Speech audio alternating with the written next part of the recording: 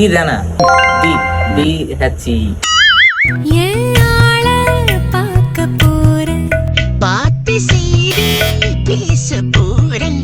ஷேயா கோசல். Voice தெரியல தம்பி, எடுக்க பாக்க. ஷேயா கோசல் மேம். காதல் என்றால் பெரும் அவஸ்தை என்று உன்னை கண்டதும் கண்டு கொண்டே. உன்னிகிருஷ்ணன் சார், கரெக்டா? உன்னிகிருஷ்ணன் சார். லேசா லேசா நீ இல்லாமல் வாழ்வது லேசா. சுதந்திரா பிடிச்ச பாட்டு.